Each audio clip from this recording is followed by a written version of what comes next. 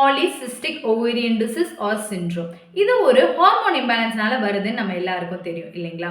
இந்த ஹார்மோன் இம்பேலன்ஸை நம்ம பண்ற லைஃப் ஸ்டைல் சேஞ்சஸ் மூலமா டெஃபினட்டா நம்மளால இந்த பீரியட்ஸை ரெகுலர் பண்ண முடியும். நான் சொல்ல போற 4 விஷயத்த கவனமா கேட்டு அதை கவனமா ஃபாலோ பண்ணாலே போதும். டெஃபினட்டா உங்களுக்கு ஒரு நல்ல ரிசல்ட்டை நீங்க பார்க்கலாம். என்னோட பேஷண்ட்ஸ் நிறைய பேருக்கு பிசிஓடின்னு வந்தவங்களுக்கு நான் இதே மாதிரியான லைஃப் ஸ்டைல் சேஞ்சஸ் சொல்லி கூட மெடிசனும் கொடுக்கும் பொழுது நல்ல ரிசல்ட் பார்த்துருக்கிறேன். எஸ்டர்டே கூட ஒரு கேஸ் கால் பண்ணி நீங்கள் சொன்ன மாதிரி எனக்கு பீரியட்ஸ் ரெகுலர் ஆயிடுச்சு டாக்டர், நல்லா வருது அப்படின்னு சொன்னாங்க. ஸோ கண்டிப்பாக நீங்களும் நான் சொல்ல போகிற இந்த விஷயத்தை கொஞ்சம் கவனமாக பார்க்கலாம். So without any delay let's get in to the video. First, diet change. நீங்கள் பேக்டு ஐட்டத்தை கம்பல்சரி உங்கள் டயட்ல இருந்து நீங்கள் நீக்கிடணும். இல்லை டாக்டர் எனக்கு அதெல்லாம் முடியாது அப்படின்னா இப்போவே நீங்கள் இந்த வீடியோவை கட் பண்ணிட்டு நீங்கள் போயிடலாம். Why? Because இந்த பேக்கேஜ் ஐட்டம்ஸ்னால தான் நிறைய ஹெல்த் இஷ்யூஸ் வருதுன்னு ஐ பிலீவ் தட். இந்த பேக்கேஜ் ஐட்டத்தை விடுறது அவ்வளோ ஒன்றும் கஷ்டம் இல்லை இல்லைங்களா? ஆனால் அது சாப்பிட்றதுனால இவ்வளோ கெடுதல் விளைவிக்குது. தயவு செய்து இந்த பேக்கேஜ் ஐட்டத்தை மாற்றிக்கங்க.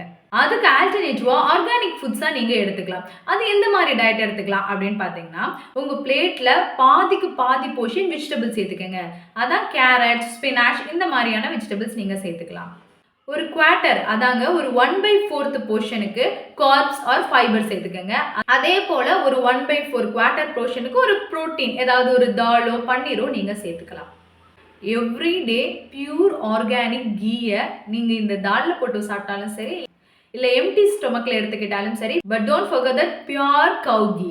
அதே நேரத்தில் உங்கள் உணவு முறையில் ஃபர்மெண்டட் ஃபுட்டாக இருக்கிற கர்டு, பன்னீர், இட்லி, தோசா இந்த மாதிரியான உணவு முறைகளையும் அதிகமாக சேர்த்துக்கங்க. வை? பிகாஸ் நம்ம யூட்ரஸ்க்கு தேவைப்படுற விட்டமின் B12ங்கிறது இந்த ஃபர்மெண்டட் ஃபுட்டில் தான் நமக்கு அதிகமாக கிடைக்குது.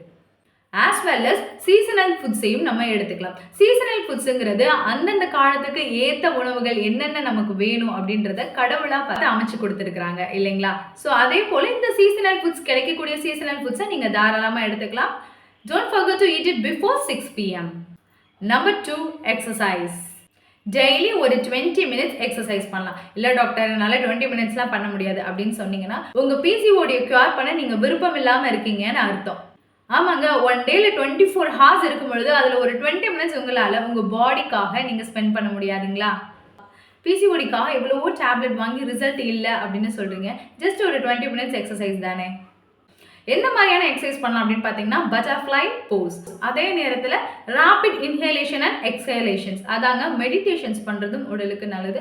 ஆர்எல்ஸ் வாக்கிங்காவது நீங்கள் உங்கள் எக்ஸசைஸில் ஆட் பண்ணிக்கோங்க. Number 3, quality of sleep.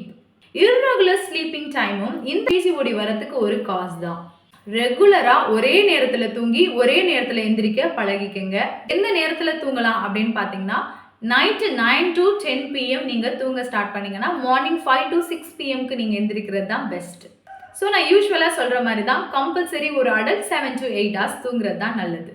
Number 4, avoid plastic as much as possible. ஃபுல்லாக அவாய்ட் பண்ணுறது அப்படிங்கிறது it's two difficult for us. Of course I agree with that. அதே நேரத்தில் நீங்கள் யூஸ் பண்ணுற உங்கள் பிளாஸ்டிக் வாட்டர் பாட்டிலை தவிர்த்துட்டு ஒரு கிளாஸ் வாட்டர் பாட்டில் யூஸ் பண்ணலாம்.